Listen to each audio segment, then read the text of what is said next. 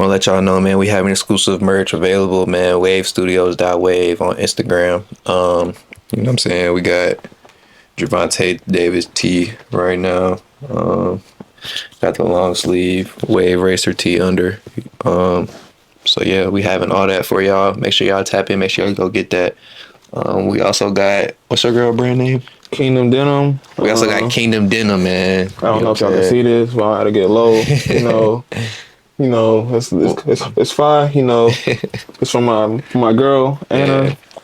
Shout out to you. You know. Shout out to Anna. Kingdom Denim. If you like your denim jackets, it's gonna have scripture on it. It's gonna also have like artist things. She does the paintings on the back of the jacket by herself. Yeah, hand painted denim jacket. We ain't gonna do this because hopefully I don't rip this guy. It is my size, but let me be. It's a little tight. We got Kingdom Hearts denim. I mean Kingdom Denim. Kingdom Denim, not Kingdom. So Hearts. you see, she painted on this. Had the scripture up here up top, but she painted this handmade. Put a lot of work into this. I appreciate it. Yep. It says seated with Christ in heavenly places. So if you want some denim for this winter or for all time with the message on it, yeah, they're one of one. One of one, handmade, hand drawn. You know what I'm saying? You're gonna have the only one. So y'all tap in. She takes her time. I've seen her work in the lab with these. When I sit and do my podcast research, she'll be over there doing her thing. Doing her paint thing. Locked in. Love to see it, man. And it looks good. That's what we do here, man. We help uplift, other brands, that are associated with what we got going on. So if you want to send us some clothes, send us some clothes, man. Or even if it's just a wristband, I'll put a wristband on. I need some send us some merch, man. Send us some accessories. Send us some stuff if you want some promo. You know what I'm saying? So yeah, we definitely doing that. And when is the drop coming? I know you put it on social media that you were talking to the manufacturers. February. So just in time for Valentine's Day. Get your love, your love. And Black History Month. I got some fire for Black History Month. We're coming crazy for Black History Month, man. The revolution will not be televised. You know what I'm saying? It's a revolution of the mind. And we starting here with CTTPOD. You know what I'm saying? It's just one step of, the revolution, man. So, free your mind, man. All right. So now we're about to tap in. Today's topic stone is mercy and grace, essential concept that the world is missing. Yep. So before how we do this, before I get into this, what does mercy mean to you? What do you think of, what is your definition of mercy, Stone? Okay. What I think about mercy is, just having, compassion, I guess, putting yourself in somebody else's shoes, kind of understanding from their perspective, with being empathetic. I think that's the word, empathy. Mm-hmm. Having grace. I mean, I said that's mercy and grace. That's part of it. Mercy and grace are very related. Yeah. So, but I'm gonna get to that later. Yeah, obviously. Yeah. So I'm gonna give you. How we do this? We do the official definition, then we go to the biblical one. All right, okay, according to Oxford Languages Dictionary, mercy is the compassion or forgiveness shown towards someone within one's power to punish or harm. A notable example of that definition would be a jury opting to sentence a murderer to life imprisonment rather than a death penalty. So you have the opportunity to punish them, but you give them mercy, compassion, forgiveness. Mm-hmm. Like when you blowing the team out in basketball, you come out the press. We're going to give y'all mercy. We're not going to do y'all like this. That'll be another example, yes. In this case, the individual was indeed deserving of death, but was granted mercy, allowing for the possibility of a second chance at life. Remember that, because I'm about to go into the biblical perspective. Remember that official definition and that example is what I'm about to go into. Okay. The concept of mercy has its roots in the Bible, of course, where it represents the grace extended by God to humanity, who in turn deserves his judgment. Before we delve into mercy further, let's define a closely related concept of mercy, grace. So what does grace mean towards you? How did that come mercy? Grace. I just think allowing the opportunity to,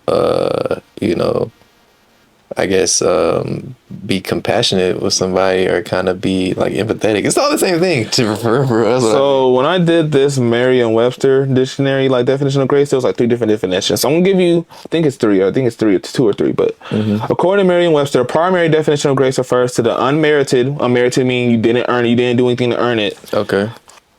Divine assistance bestowed upon humans for their regeneration or sanctification. It means that you're improving each and every day. You're not the same person. Regeneration, what does it mean? To become new, to grow new. A secondary definition highlights grace as the disposition to act or an instance of kindness, courtesy, or clemency. That means, like, for example, if I give you grace, that means like I'm not gonna immediately judge you for what you've done, but I'm gonna still be here and support you, but I'm not gonna immediately condemn you because of what you've done. And then additionally, a tertiary, meaning third definition, describes grace as a charming or attractive quality or characteristic. A notable illustration of grace can be seen in an individual who assists a homeless person in need. This act is performed not because the homeless individual has earned it, but rather as an unmerited expression of kindness. So, for example, if I'm seeing a homeless person on the street and I'm giving them money or anything, I know they didn't do anything to earn it. I'm giving it to them as an act of kindness. Okay. I'm giving them grace. Yeah. So unearned, unmerited acts of kindness, pretty much. Yes. Basically. Grace is demonstrated in the Bible numerous times. The most notable example being the sacrifice of Jesus Christ for our sins. That action gave humanity a chance of redemption and salvation from eternal damnation. Right. Now that we have discussed the definitions of grace and mercy, the next step is to delve into the etymology of both concepts as mentioned earlier. So etymology, that means like you're looking at what the root word of it is. So to explain it to y'all, I'm going to do, what I did was, hold on, we're having a situation right here, technical, moving slow. So I looked for what mercy meant in Hebrew, and I looked what grace meant in Greek. Because grace is more associated more with, for me, grace is more associated with the New Testament, with like Greek, you know, because New Testament was written in Greek. Old Testament was written in Hebrew. But back to the point. So the word for mercy in Hebrew is translated to be hesed. Hopefully I said that right. The Hebrew word hesed is a rich and multifaceted term that's often translated into English as mercy or loving kindness. It embodies a profound sense of compassion, loyalty, and steadfast love that extends beyond mere obligation.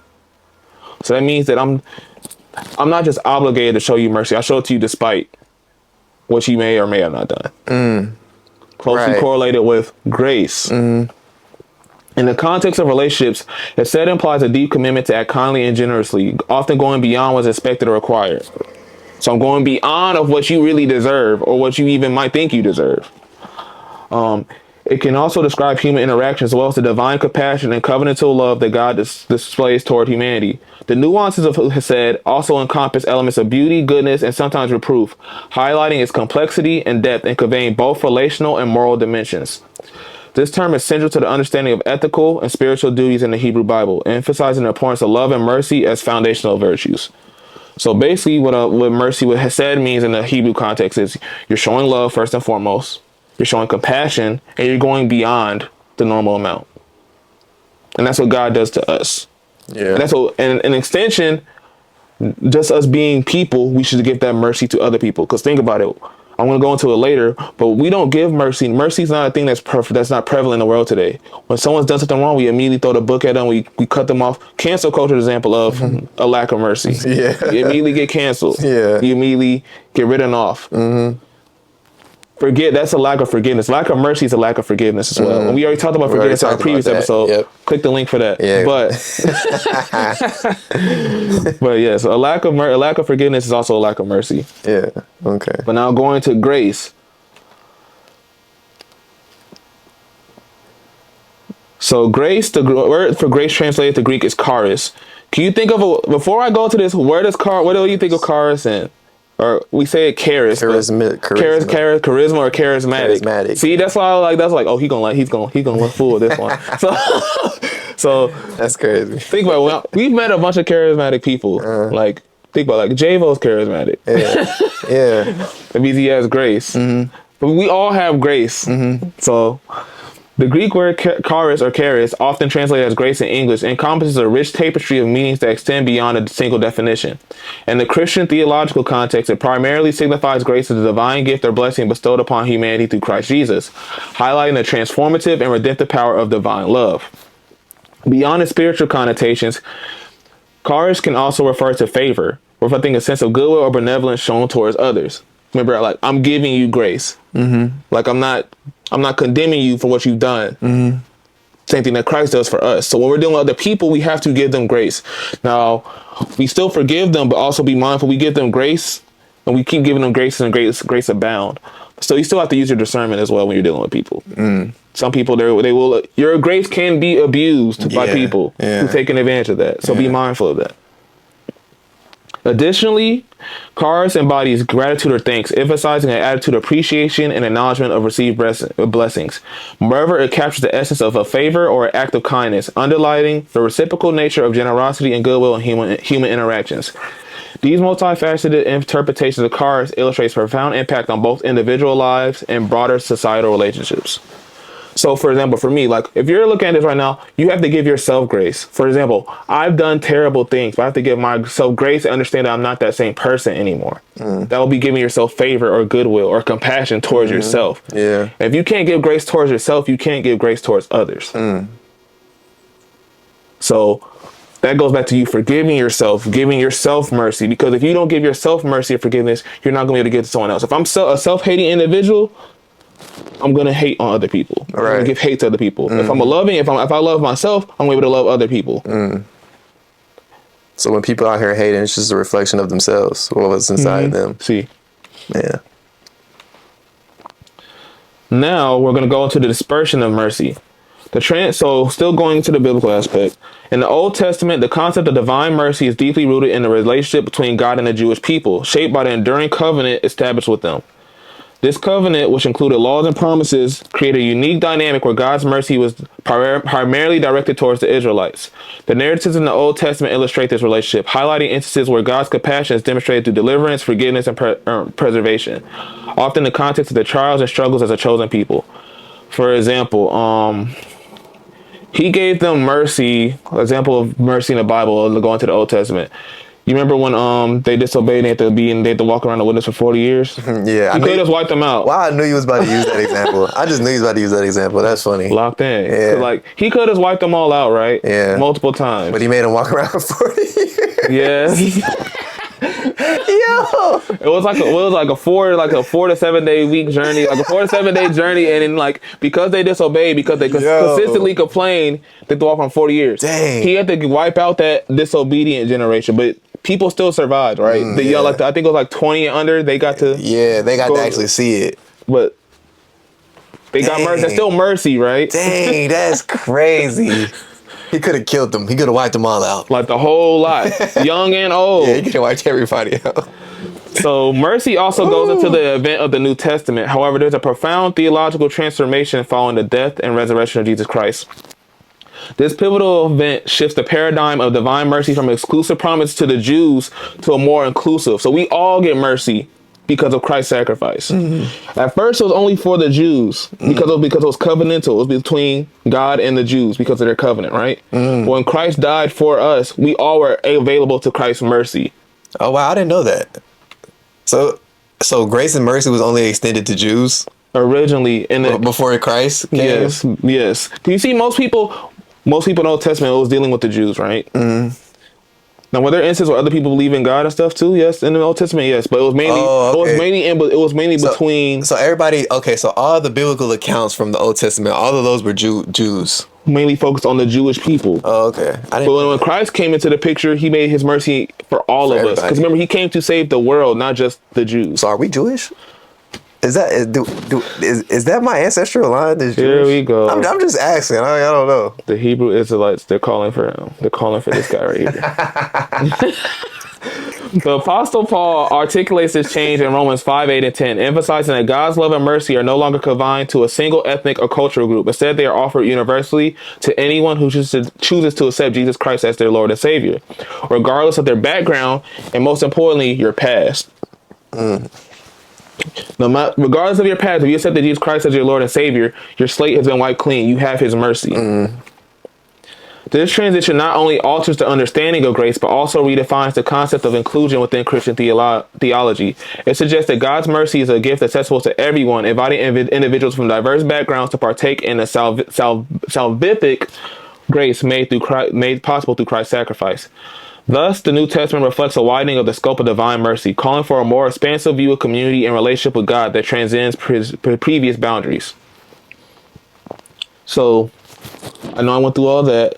What is your pushback or comments about that? About how mercy is available and grace are available to all of us now. At first, it was confined to a specific group at first until Christ came and made it available to all of us. So how do you feel about that? And how do you, and then I'm going to go into more about all of us that accepted him as Lord and Savior. Yes. Right. But I still feel like we still do get mercy. We still get mercy to an extent, though, even if you don't believe in Christ, though, because we still get a mercy to an extent. Yeah. Because we could literally die the next day, but we don't. We wake up every day, right? We wake up every day. Yeah. That's a gift. That's still that's an act of mercy in itself. That we wake up every day. Right. Facts. And grace. Yeah. So, not facts. I feel like you get more. You get like the full amount of mercy and grace when you accept Christ, but you still get that just from you being here on earth. That's my perception. If anyone wants to debate that, we can do it. Yeah, debate us in the comments. Go ahead. Do it now. Okay. Now this one is grace, the connection to salvation. Yeah, we got the whole PowerPoint ready for y'all, man. Stop playing. Grace, the connection to salvation. In the New Testament, the term charis is a foundational concept that conveys the profound idea of unmerited favor and kindness that God generously extends towards humanity. This term encapsulates the notion of divine grace, which is not something that can be earned or deserved by human efforts. Somebody said it's impossible to please God. No matter how many works you do, you don't earn that grace. That grace is given to you freely. It's already given. It's not about the works. And because God gives us that grace freely, what should we do? We should give that grace freely to others. People, right? Facts. That's why when the homeless person asks you for money, you got it. You got to give it to them. If you have it, you got to, bro. If I got it, I'm gonna give it to them. Unfortunately, most of the time when it happens to me, I have no cash. Yeah. If I got cash in my pocket, I'm gonna give it. The last thing I did, I know me and Anna, we got put. That happened to us with a homeless lady. I gave her my Chick-fil-A gift card. She looked at me kind of crazy, but I was like, I don't have any cash. You got my Chick-fil-A gift card. I haven't used it. And then I think Anna gave her like her Krispy Kreme gift card. That's still something. I don't have any cash to give you, but I'm still giving you something. That's still me being graceful. Yeah. Because like, let me give you something that actually has value. You get to feed your belly. Exactly. You know what I mean? Or some food. Right. You know what I'm saying? You got food, give it to them, man. Don't do that. And you got all this access and grace out here that God is giving you. So when you're dealing with grace, like grace is like crucial for people who are seeking to change themselves, seeking to renew their minds, change their lives, because you're regenerating yourself. You're being spiritually reborn. You know, you're going through the sanctification process. And the sanctification process, when you're ongoing a journey of becoming more holy in Christ, like holy meaning you're being set apart for God. And being Christ-like, when Christ is the greatest example of what to be like, the walk like on earth. The significance of charis is notably highlighted in the context of salvation. Believers are reminded of the essential truth found in Ephesians 2:8, which asserts that they are saved by grace through faith. This underscores that salvation is a gift from God that cannot be attained through personal merit or good works. Remember, we keep going back to it. It's unmerited. I didn't do anything to earn it. I didn't do anything to deserve it. But it's access through faith in Jesus Christ. So we still get it, right? In small amounts. I said we get it in small bites when you don't accept Christ. But if you accept Christ, you get the full commode. Yeah. You get to really be walking in favor fully. Furthermore, charis reflects God's abundant generosity in bestowing spiritual gifts and blessings on his people. Think about it. We all have gifts. Even the unbelievers, we have gifts that God has given us. Right. Like, some might have the gift to sing. Some might have the gift to dance, to teach. But it's about how you use it. It's about how you use it. Yeah, a lot of people be out here using their gift for their own purpose. I just seen something, man. They said it's just crazy. Go ahead. Like they were saying like NLE Choppa just went through like a humiliation ritual. And they was basically just saying like he had to do like some homosexual things. I guess that's the word I have to use. Out of pocket. Yeah, he had to do some homosexual things basically, and I was a part of his humiliation ritual. But they were saying like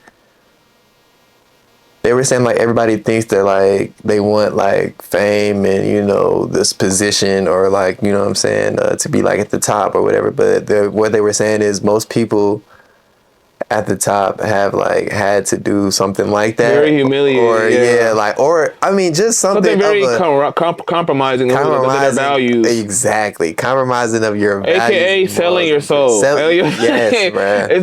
It's not always monetarily when you sell your soul. Bruh. Selling your soul can mean compromising your values, backing things. Yes, that's what selling your. When we say selling your soul, I know people make a joke about it. Selling your soul is a serious thing. Yes, bro. Because you're really you're basically. That's why like I prefer Kyrie over LeBron.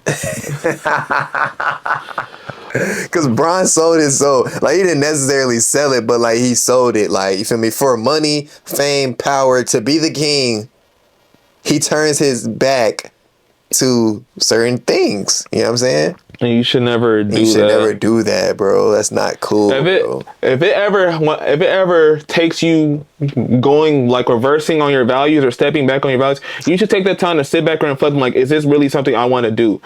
Yes, will I be robbed of opportunity? But I feel like if you trust, for me, if I trust in God, that God's gonna supply all my needs, it shouldn't matter to me if I get canceled by the world because I'm doing something different. Even if you lose it all, like, it was meant to happen. God wanted to pull it from you to maybe save your life. Because you would have put that over him, and it would have ended up destroying you. It's so many people that's filthy rich. They're the GOAT. You know what I'm saying? They're the GOAT. Like, and you feel me? These folks are destroyed. Like, Kyrie discussion is insane, but it's funny. I like the parallel. That is a good analogy, though. That's a good analogy. Real, that helps out for people like where it's more like, okay, I get it more. Basically said, bro, I don't care. Like, I don't care if y'all blackball me. I'm going to speak truth. Like, and people who are on the same wavelength, or they believe in the same things that he believes in, they're gonna gravitate towards that. Yes, they're not gonna go with the system. Exactly, bro. You know. So who's your GOAT? That's the question of the day. The call to extend grace to others, showing kindness, forgiveness, and love mirrors the grace that they have received from God, is a vital aspect of living out their faith in tangible ways. So by showing grace, when you're living like that upright lifestyle, that righteous lifestyle, you're gonna automatically be showing grace towards people, because that's what you already have gotten from Christ. Mm-hmm. You like, yeah. And you also want to put that grace in all your relationships, not just in your romantic relationships. You want to put that in your platonic, your familial. Give each other grace, because we all understand at the end of the day, we all are flawed beings. We all have fallen short of the glory of God. We've all made mistakes. We've all done all these certain things, right? So we have to give each other grace. But we have to understand, just because we give each other grace doesn't mean that we can't challenge each other to be better. Don't mean you're gonna abuse my grace. Challenge each other to be better and not let yourself be taken advantage of, be a doormat. No, sir. No, sir, ski. So now, since we talked about grace and mercy, let's talk about the lack of grace and mercy in today's society. I know I have a lack of grace and mercy a lot of times, which I mean, that's something we're working on. I'm working on it, but I don't be feeling sorry. So you're going to probably enjoy this a lot when we get into this part, because we're probably going to go into a tangent on this. I already let y'all know. In today's fast-paced world, we are witnessing a significant decline in grace and mercy within our daily interactions and assessments of one another.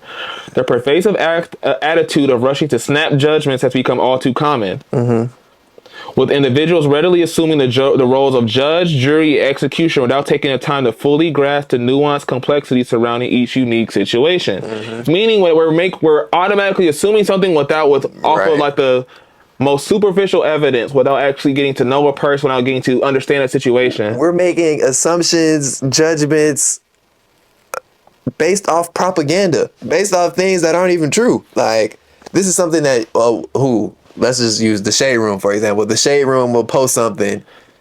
They'll say Cardi B and Offset are getting a divorce. Or they're getting back together. Whatever it is. Yeah, something like that. They're saying whatever. And we take the judgment on them and say, hey, Cardi B, you're a whore for X, Y, and Z. But we don't have no real substance of who Cardi B is, first of all, and who Offset is, what their relationship is, what's actually going on. We just know with this headline from this specific source who is backed by, you feel me, a bunch of followers, a big following, a following of negative energies, you feel me, or people who are like enabling them. Exactly. This enabler. That's the term. They're enabling. They're enabling them to post BS content. You know what I'm saying? For clicks. For clicks. And that's what I'm about to say. This phenomenon is exacerbated by the relentless influence of social media and the immediacy of instant communication. Remember, like we said in a previous episode, social media is not the devil per se. It's how you use it.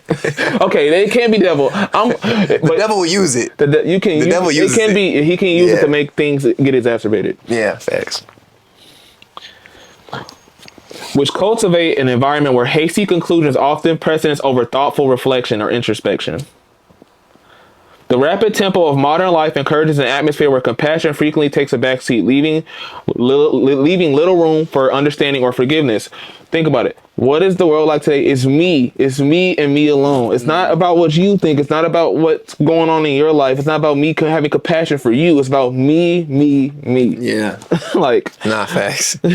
As a result, individuals are more inclined to engage in public shaming, condemnation, aka cancel culture. Rather than seeking to understand the perspectives and circumstances of others. This inclination to too quickly label and penalize rather than empathize ultimately undermines relationships, preventing us from forging genuine connections with those around us.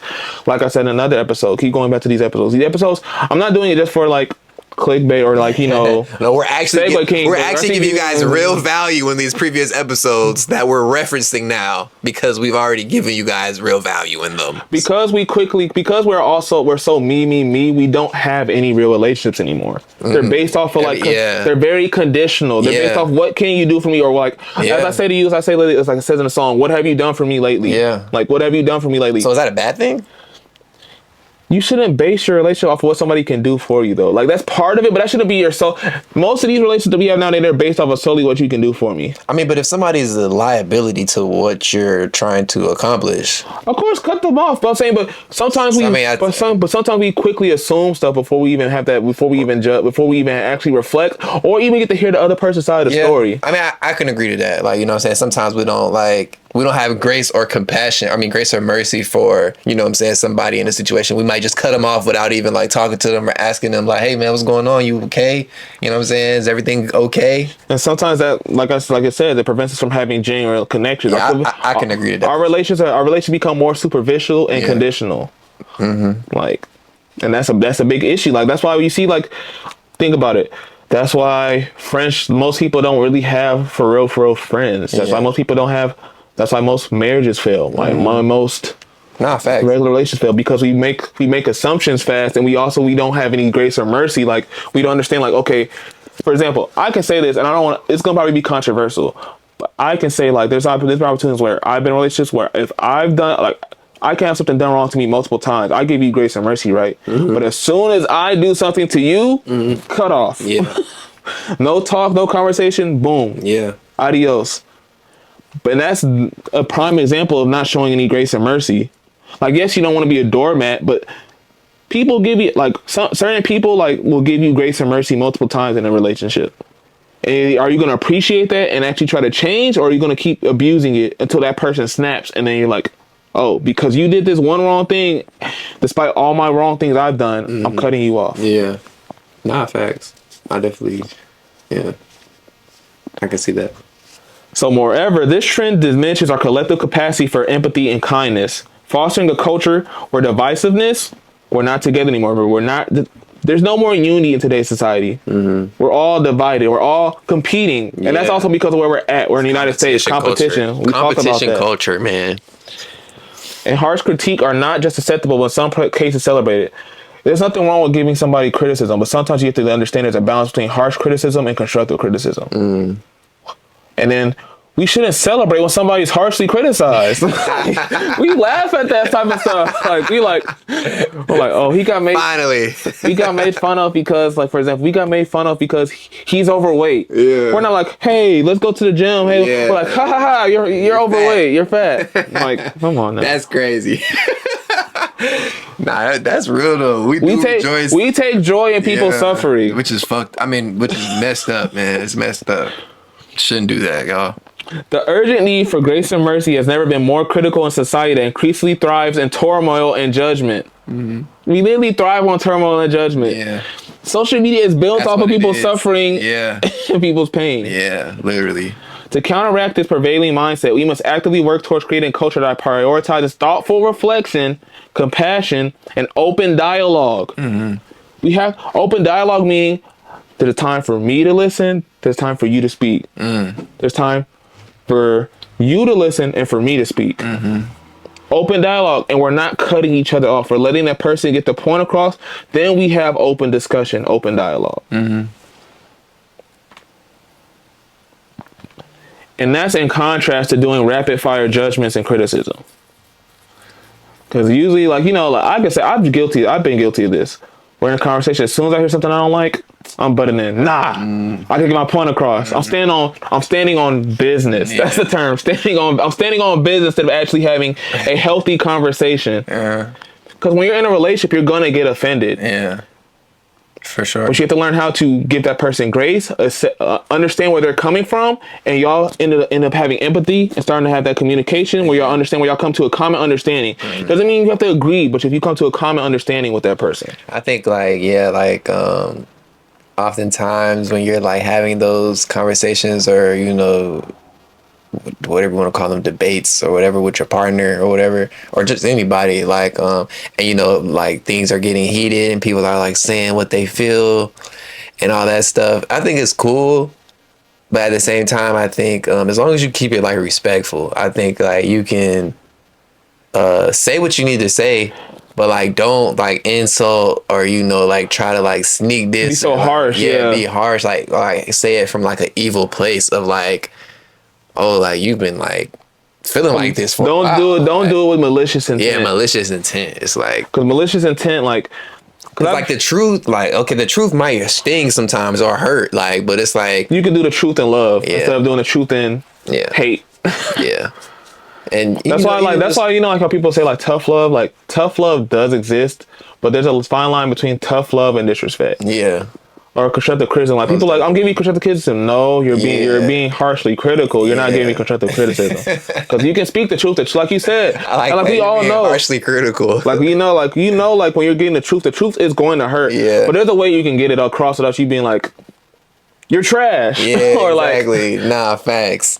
Your trash is the first thing that's gonna come to your mind. But like, let's be like, hey man, I think we could work on X, Y, and then when you're hearing that truthful criticism for somebody, the person who's listening has to not automatically go into a negative mindset. Right. It's on both parties. It's on both parties. It's not just both people have to be emotionally mature, available, intelligent, all those things. And that's the most important thing to me, especially like when you're talking about like dating. Like, if the person that I'm trying to date is not emotionally available. If they're not available, they're not going to be intelligent. Yes, man. Like, they have to be emotionally available. But this is important because like, I can say for me, from like my current relationship right now, when we talk or we have a talk or a check-in, we start by like, hey, are you emotionally and mentally available right now? Because if you're not emotionally and mentally available, it's going to go in one ear, out the other, right? Like, and if you're not emotionally available, anything I say to you, you're going to be like, oh, you're sensitive, you're weak. Like emotional availability is so important, and it's lacking. It is lacking heavily in today's society. That's a fact. Because you're not considering somebody else's emotions, and you're not processing your own. You're just like, or if you are processing your emotion, you only focus on one emotion. Like, for example, like if I'm having a dialogue with someone where it might be like some hurtful thing might be said, I might be focusing strictly on anger, rage, instead of me using my other emotions like to properly process what's being said. That was a banger. That was a banger right there. That was a banger. So, now that we've talked about grace and mercy, how do we practice it and how do we apply that in our lives? Reflect on grace. Recall moments of unearned kindness that have impacted your life. Grounding yourself in gratitude. Always be thankful. Think about when somebody gave you grace when you know you didn't deserve it. Whether it's from God or from another person. I definitely think like gratitude for real is the answer and the key to a lot of things. Cause like when you're not grateful and you're just like just have like a pessimistic mindset and you're just like you can't receive anything. You can't receive nothing. You can't even receive grace if you're ungrateful. You can't receive nothing. You can't receive grace if you're ungrateful. Yes, that's a quote. Yes. You can't like like that's. You literally have to be appreciative for just like breath, like life. You know what I'm saying? Freedom, whatever. You know what I mean? Like. Using activity of your limbs, like, you know what I'm saying? That's like, stuff that some people don't have that. You know so you have to be grateful. And we take it for granted, bro. Like it's a shame, bro. Like if you're not getting up and moving your body every day, like that's kind of like a disgrace, bro. Because there's some people who can't. That's a disservice. You know what I'm saying? Like, cause you can use those hands. Yes, bro. You can use those hands to do multiple things. Hopefully, you're doing it for productive things, not unproductive. But we have so many things we can be grateful for, and when we become grateful for what we have, we're able to extend grace to other people. Like, it was a point in time where I was just like being mad lazy. I wasn't doing nothing. Like playing basketball, working out, moving. I wasn't doing nothing for like a period of time, like a year or two, and but like now, like I just have so like much more of appreciation and gratitude every time I put my shoes on to play basketball. It's just like, yo, I'm just you appreciate the game more. You appreciate the game. I'm grateful that I'm able to like do this. Because some people like in your situation, like there's some people who wish they could play basketball, but the injury, lack of ability, they can't do it. Like they can't do it, and like, but you're grateful for that, and that like that's why. That's why when you play against other hoopers, you give them grace by giving them respect. Yes. Because you're like, okay, I respect what you've done to like get to this level. Like, even if it's not NBA, but you're hooping on the same court with me, so I'm giving you grace. Yes. And that's when and that can happen in anything. Like, say if you're working with a coworker, for example, I'm giving you grace because we both have the opportunity to work. Mm-hmm. Be in this experience together. Like this is only a once in a lifetime thing. Like, because as people, we're supposed to be relational. We're not supposed to be isolated. You're supposed to interact with the people. So we give each other grace. We're supposed to give each other grace and be able to receive grace as well. Yeah. But if you can't give grace, don't be ready to accept to be able to receive grace if you're not giving grace out. Yeah. It's definitely gratitude, man. Gratitude is the answer. Gratitude should be to start off every day or morning. You wake up, be thankful for something. Yes. Like gratitude should be what you start your day off with every day. Nah, facts. Facts. The next step is to practice forgiveness. Let go of resentment to experience the freedom that comes with forgiving others. Remember, practicing forgiveness is practicing acts of mercy and grace. I'm forgiving you. I'm letting go of whatever offense you've done to me, and I'm hoping I'm receiving forgiveness as well for whatever offense I've done to you. Mm-hmm. That's an exchange of grace and mercy. Yeah. Extend kindness. Offer kindness without expecting anything in return, creating a ripple effect of goodwill. A lot of times we do things with an ulterior motive. We give things for ulterior motive. We do things for people for ulterior motive because we want dang. I'm on tongue tied. Reciprocity? Yes, reciprocity. Yeah. Yes, my tongue was tied. Thank you. Reciprocity. It's hard to say though. Reciprocity. Reciprocity. And that's when you do that, you're really just closing the door on yourself. Because like, what happens if you don't get what you were expecting to get? Yeah, then what? You're gonna get angry, bitter, resentful, right? Mm-hmm. And that just closes every other door or opportunity that you can run into. Cultivate compassion. Listen deeply to others and strive to understand their struggles, breaking down barriers and misunderstanding. There's been times in my life where I've had like in relationships or just with people, like most of the things that we deal with is because of one small misunderstanding. But if we're not compassionate, we're like, no, my way is this way, your way is the wrong way. You never get to that compassion's not there. You can't get past it. You literally shut a door. You literally, that could be a great relationship. That could be a great friendship, a great romantic partnership. Yeah. But if you're not willing to listen and truly listen without saying something immediately when you get offended. Nah, fact, bro. This is all fact. Compassion is what we also need now. We need to be able to give each other compassion. Real life. Unmerited compassion, aka grace. Like, you didn't do anything to deserve it, but I'm giving it to you anyway. Yeah, I used to be really hard on people, man. I hate that I was that way. I can say I started to become like that because I was giving people, like, I was extending goodwill to others. In the back of my mind, my heart posture was not right. Because, like, sometimes I wouldn't expect the thing, but sometimes there were instances where I did want something in return. And I didn't get it. And what did that make me feel? Angry, bitter, resentful. Because I'm like, I did this for you. You ain't gonna do the same thing for me? Man, bump you. I'm done. Hey, I realized that a long time ago. I had to put myself in check. I had to put myself in check. I realized that a long time ago. Like, you're not gonna, like, when you do stuff for people, you're not gonna get it back from them. Like, God is gonna give it back to you. I feel and he's like gonna use somebody else, exactly. It's gonna be a whole different thing. or he might like, use that person. He might yeah. either use that person or somebody else, or a different opportunity to bless you for being a blessing to others. That's why you should be compassionate to others, because you want to be a blessing to bless others, not yourself. Yeah. Like you don't need to like expect. You don't need to expect. When you give somebody something, you don't need to expect the return from them. The word is instant gratification. Yeah, it's like, you shouldn't expect instant gratification for doing something for somebody. Right. You should just do it. And even if it don't come back, it might not return for years. You know what I'm saying? But you sow the seed. You sow the seed. You know what I'm saying? And eventually you're going to reap. Shout out to the brand coming soon. Dang, I shouldn't even said that. I done gave you all the sauce. Dang, I shouldn't have said that. I'm gonna edit that out. No, let's go. All right. Next thing we need to do is resist judgment. You know, it's all like it says to judge not lest you be judged. For me, like, I'm not gonna lie. Like, I've been in situations where I look at somebody, or we've all done it. We look at somebody, we automatically like evaluating them or judging them. Like, You might be like, okay, you look like this. Yeah. Like, they used to do hardcore drugs, crazy stuff like that. Yeah. Don't judge somebody, because you have to appreciate different perspectives. Like, for example, like, I have to, like, I can't just walk in and see, like, for example, like, say, for example, for you, like, if you go into a job, they shouldn't automatically judge you as, like, he's a thug. They're going to judge me. Which is wrong, but let's go with the bit. So if they see you for your hair, they're like, he must be a thug. He must be slinging dope. He must be like, when I had my twist, you know what most people came and walked to me and asked me? They was like, you got some gas on you, bro? Like, literally, I'm not even smoking. People come to me asking me if I had weed on me. They say, you got the gas, bro? You got it. So when we acknowledge people have different perspectives and different life journeys, we understand that everybody's journey is unique, that we give them grace. We understand, like, they're not in the same boat that I was in. Yeah. So I have to give them grace because, like, for example, when I'm dealing with different people, like, in my life, they didn't grow up in the same house I did. They didn't grow up with, like, maybe having two parents. They didn't grow up with having siblings. So they might not know how to interact with that, and they might not know how to act or react in that environment. So I have to give them grace and mercy, understand, like, okay, because I know what you've been through, I'm not going to judge you harshly or immediately judge you off of that. So we have to be mindful of judging people. We have to resist the urge to judge. Yeah.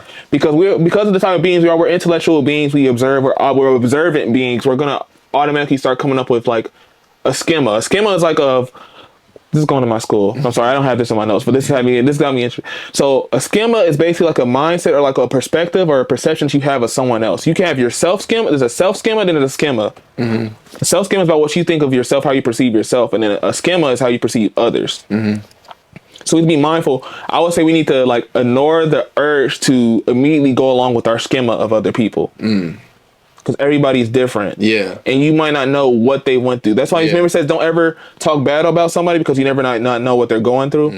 We've heard that before growing up. Sure, of course. Like, that's why we have to resist the urge to judge. Yeah, most definitely. Gotta have grace and mercy. And then the next thing we have to do when we're practicing grace and mercy is support the vulnerable. Stand in solidarity with the oppressed. People that are going through a hard time. That's showing grace and mercy, because you're helping them in a time of need. You might not be going through a bad time, but if somebody else is, you got to be there for them. I feel that. Yeah, and that's by, like, helping communities, like whether it's like a oppressed community, like, for example, going to an outreach thing, helping the homeless, feeding the homeless, or if you're just, like, in your car and somebody who's homeless walking by, you have something to give, something of value to give, you can give them something. Make sure you're still being safe as well, because you don't know, but, still practice grace and mercy. Embrace patience. This is something that's big for me. I have to learn how to be patient with people, because people aren't going to be at your level, at the level you're at. Yeah, that's a fact. Like, sometimes it takes time for them to.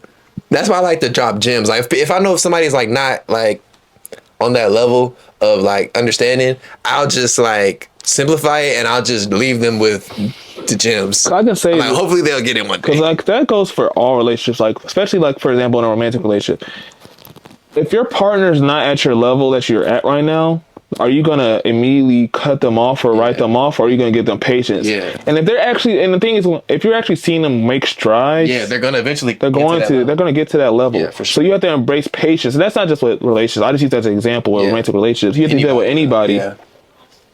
Nah, I agree. Because because like when like say in our culture now, like when we were talking about that big spiel, because we harshly judge people, what do we cause people to do? To force track or like to fast track their growth process, and what does that usually end up in? Failures or multiple failures. Failures on top of failures, mistakes after mistakes, and if it's not controlled, they can end up ending their lives either to like depression, suicide, because we're not giving them patience. We're not giving them, aka patience or grace and mercy, because we're trying to fast track them to reach the point that we think they should be at, and that goes into the judgment. Yeah. Because the point that we're at, we feel like, oh, they should be able to understand why they don't get it. But a combination of judging and impatience. That's a bad combination. Yeah, I feel that. And then seek reconciliation. That's not possible all the time, but aim for harmony by resolving conflicts through love and understanding. So if you can reconcile with somebody, try to come to an understanding with them. Try to show them love, even when it's hard to. Because sometimes it's hard to show love because your emotions get in the factor. But that's when you take that time to sit back and reflect before you automatically do something. I know it says like for anger, like for me, I did recently, like yesterday, I did like a study on anger for myself. I know in the Bible says you want to be slow to listen, slow to speak. Well, you want to be ready to listen, slow to speak. That way you can avoid anger. Yeah. Right. Take a break. Take a minute. Like, don't just respond as soon as, you know what I'm saying, you get your first. So it's okay to walk away. But the thing I also want to emphasize when you're taking that, if you tell that person, hey, I need to think, actually communicate that with them. Don't just walk away. Yeah. Because you withholding yourself is also a form of abuse. Like giving someone a silent treatment is a form of abuse. Passive aggressiveness. And I'm guilty of that. I'm guilty of that. I am guilty of that. I just did that not so long ago. I'm always getting called. That's what they're always labeling me as, a passive aggressive person. Which, I mean, I am though. And I'm working on that because I'm passive aggressive. My thing is, I will give you the silent treatment. It's not with me being in the silent treatment. It's me not wanting to say what I really want to say. Yeah, because if I really say what I want to say, shit'll get crazy.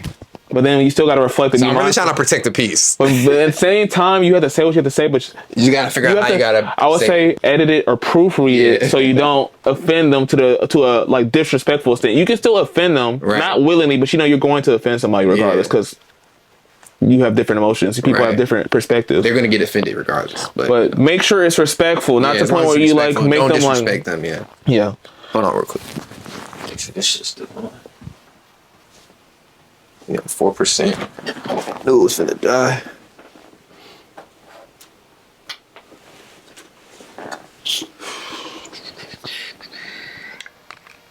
Dang, we had 47 minutes.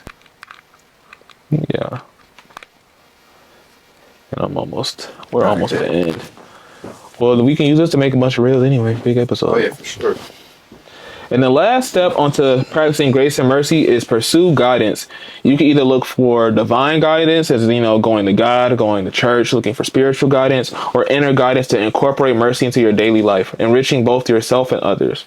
Inner guidance is like, reflection, practicing examples of grace and mercy. And if you're a believer, if you believe in God, you believe that he showed you mercy and grace by sending his son to die for you, and and even if you're and also being a believer, let's be able to wake up each and every day with the full activity and use of our limbs. Even if we don't, we still are alive. We still have life, and we still have the breath of life.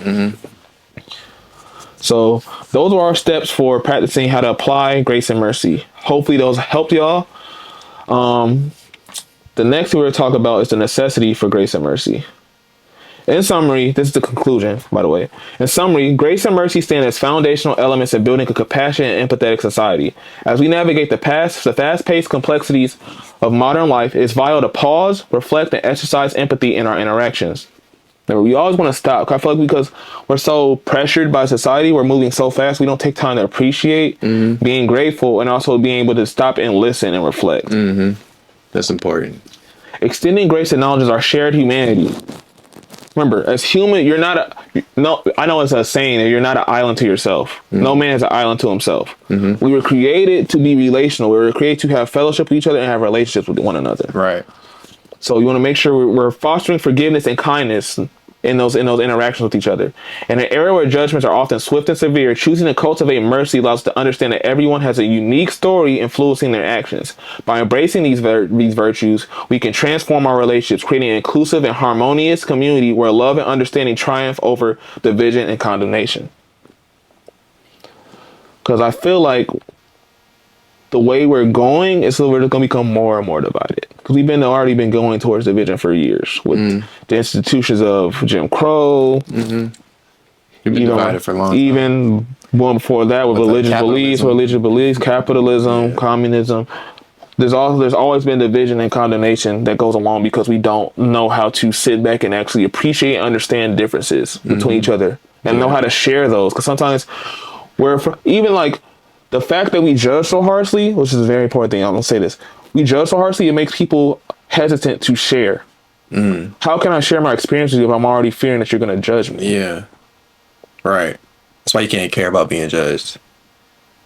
I actually I've gotten to a point where I don't care anymore.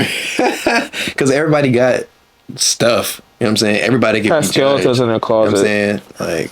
So, it is what it is. I don't really care anymore.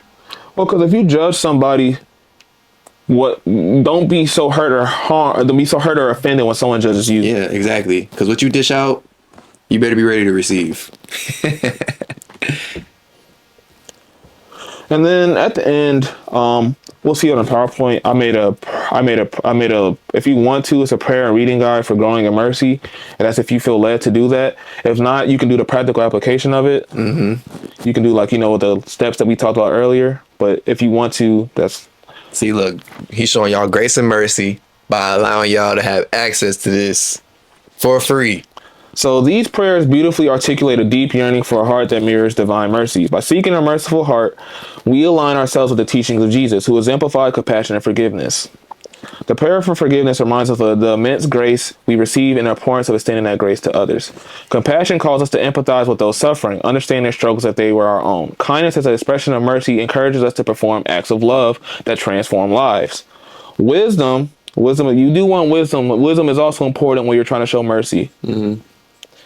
See, wisdom grants us the discernment to navigate complex situations with grace. Because if I don't have wisdom or discernment, I don't know who I should be giving grace to abundantly and who I should limit my grace to. Right. You gotta have wisdom. Reconciliation fosters peace and unity, mending rifts and embodying mercy. Patience allows us to endure difficult times with a merciful spirit. Humility reminds us of our shared humanity. Be humble. Sit down. I know it says God resists the proud and gives grace to the humble. Grace is given to the humble. So if you're humble, you're going to receive grace. That means you're going to receive favor from God and from men. Yeah. Facts. Can't be too cocky. You can be confident. Yeah, but can't be cocky. But not prideful or boastful. Prideful, exactly. Boastful. Right. Good words. Opportunities to be merciful are gifts. Moments where we can reflect God's love in action. And finally, unity born of mercy strengthens the bonds within our communities, creating a tapestry of love, understanding, and shared purpose. So that is the end of our episode. Stone, any closing remarks? I know this was I think this was a great episode, man. This was a banger episode. We gave y'all a lot of, good points to speak from, good points to learn from, just about grace and mercy, and just being more enlightened, with your walk, whether that's spiritual, whether you believe in God or not. Yeah. Right. What we do at CTT, especially with every episode, we invite you to maybe get interested in accepting Christ. If not, I still give you that psychological research so you can actually still help yourself or go. I'm not your therapist, but if you want to go, if this helps you want to go to therapy or lead you to therapy or lead you to Christ, that is fine by me. That's what the purpose of it is. I'm trying to help y'all, and I'm also trying to point y'all towards something. Someone or something. Right. You know what I mean? And that's all we can do. You know what I'm saying? Is point y'all in the right direction. We can't, do life for you. You got to do it on your own. But, we're going to give y'all the necessary tools and the necessary information to, be able to, handle this life a little better. I've made Word docs. Yeah. I have a Word doc. I have Canva. Yeah. That's what I've been using for most of the time. We're going to incorporate that in the pod, and we're also going to have the link to the description to the PDF file with everything that we discussed today in PowerPoint format. Because we've changed our format a lot so much because we want y'all to actually I could when I had the boards, right, y'all could see it, but no one's really going to be able to keep that with them. Yeah. The boards are gone. The boards are at my house. They're not collecting dust. I use them for other things. I kind of like the boards, man. We need the boards back. It just gave When like we, that office when we, when we vibe. get the office though, Yeah. when we get the office, Yeah. Office coming soon. You know what I'm saying? I'm trying to think of a catchy name for the office. The tsunami shelter. Cold. The tsunami shelter. Patton. I like that. Patton. Tsunami shelter. Yeah. But that's the end of this episode.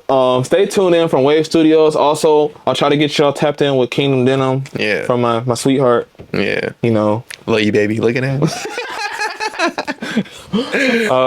So we'll be back with another episode. Actually, I'm gonna say this now. We're gonna have Stone already brought this up. We're gonna start doing something. We're gonna try something different. We're gonna have it where I'm gonna do a topic and then Stone's gonna do a topic. Yeah, man. I'm gonna bring y'all some street therapy. You know, I'm not a therapist or I'm not studying to be one. But you've had life experiences I that had we feel life you can share. experiences, and you know, I'm a real one. So And you've done research of your own. exactly. I can do research. ChatGPT exists. So Don't say that. yeah. I'm trying to put y'all down. Really, I'm trying to help y'all. That's the goal here. I'm trying to help y'all. We want to help y'all. So I'm just being transparent. So I don't want to hide nothing and withhold no information from y'all, man. yeah, that's why we're being open. That's why even after we tell y'all our own experience, like I told you about my bouts with anger, my struggles of giving grace and mercy to people. Because like at the end of the day, I'm not perfect. Exactly. No We one's all perfect. flawed, bro. Just like you. You know what I'm saying? You flawed. I'm flawed. He's flawed. Your mama flawed. Your daddy flawed. You know what I'm saying? Your girlfriend, she flawed, bro. Like, we all are. You know what I'm saying? So, yeah. But on that note, we'll catch y'all next time on CTT, the next episode. Yeah. Let's go. That was almost an hour. Yeah, that was a banger.